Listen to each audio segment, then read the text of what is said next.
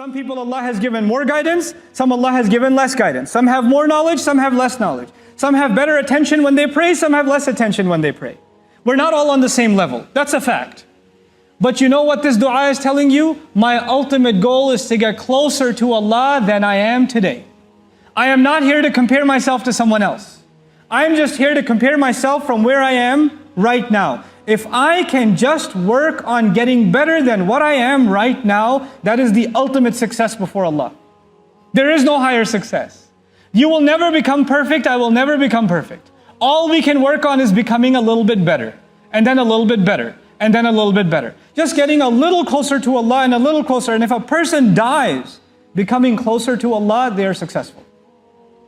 And a lot of people, you know what they do? They compare themselves to others. Well, this one's already memorized the entire Quran.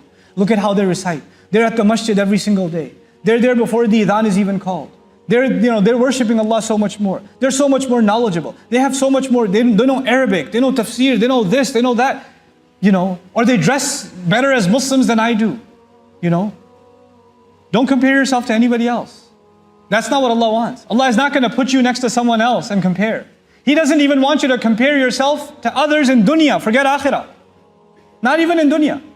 لا تتمنوا ما فضل الله به بعضكم على بعض. Don't wish for what other people have. What Allah has given some preference over others. Don't do that to yourself. So what are we learning then? We're learning that if, for example, you're starting to recite Quran today, you're 35 years old, you haven't even opened the book for 30 years, and you decide to start reading Quran today, you can't even get through Bismillah, you don't even know what a ba looks like anymore. Now you have to learn like children. There are people who are your age who can read like adults, but you have to read like a child. But that's okay. That's okay. When you learn even that alif or that ba, and you make a little bit struggle closer to Allah, and you died that way, maybe you're better than even a alim.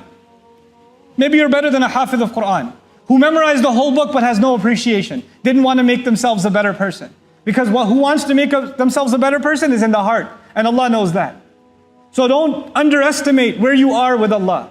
People can underestimate you, Allah does not underestimate you. People make it sound like guidance from Allah is hard, it's expensive, it doesn't come easy. And Allah is opening the doors of it wide open.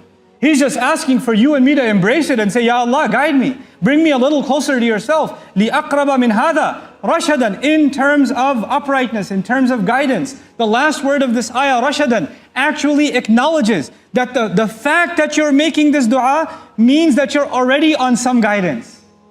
That you shouldn't say that I'm misguided.